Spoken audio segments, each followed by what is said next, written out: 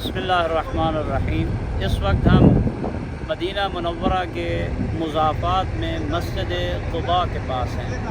یہ وہ مسجد ہے جو پیغمبر اکرم صلی اللہ علیہ وآلہ وسلم نے جب مکہ سے ہجرت کی تھی مشرکین کی تنگ کرنے کی وجہ سے، تو یہاں پیغمبر اکرم نے پڑاؤ ڈالا اور رکے، اور پیغمبر اکرم کے ساتھ ایک حضرت بھی تھے، تو ان کو جب کہا گیا تو آپ بھی رکے، تو اس حضرت صاحب نے کہا کہ نہیں، مجھے یہاں پر نہیں رکنا ہے۔ یہ وہ پہلی جگہ ہے جہاں پہ انہوں نے پیغمبر اکرم کو چھوڑ دیا۔ اس نے کہا کہ مجھے مدینہ جانا ہے۔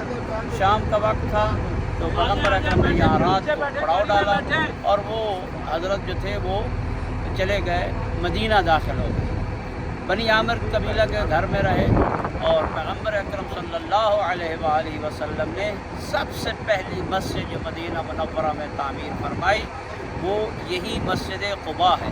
اور روایات میں ملتا ہے کہ یہ مسجد قباء جناب عمار ابن یاسر کے مشورے سے تعمیر کی گئی تھی، اور اسی جگہ پہ جناب مولا کائنات امیر المومنین حضرت علی بن ابی طالب علیہ السلام ہاشمیات اور فاطمیات خواتین کو لے کے یہاں پیغمبر اکرم کے ساتھ ملحق ہوئے تھے، اور پیغمبر اکرم ان کے انتظار میں یہاں رکے تھے اور یہاں ان کا انتظار کیا۔ اور یہی وہ مسجد ہے جس کے بارے میں قرآن مجید میں یہ آیت مبارکہ نازل ہوئی ہے، وَلَا مَسْجِدٌ أُسِّسَ عَلَى التَّقْوَىٰ، کہ وہ مسجد جو تقوی کی بنیاد پہ تعمیر کی جائے، اے رسول اللہ اس مسجد میں آپ کا قیام کرنا اور نماز پڑھنا زیادہ حق ہے اس مسجد کی نسبت جو تقوی کی بنیاد پہ تعمیر نہ کی گئی ہو۔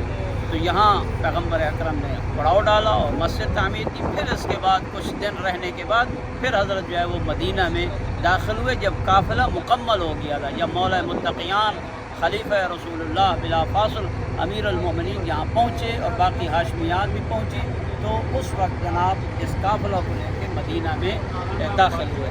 الحمدللہ رب العالمین ہمیں اس مسجد کی زیارت نصیب ہوئی ہے۔ دعا کرتے ہیں خالق کی کائنات ہمیں بار بار اس مسجد کی زیارت نصیب فرمائے، اور تمام مومنین جو ہمارے ساتھی ہیں ان کی زیارت بھی قبول فرمائے۔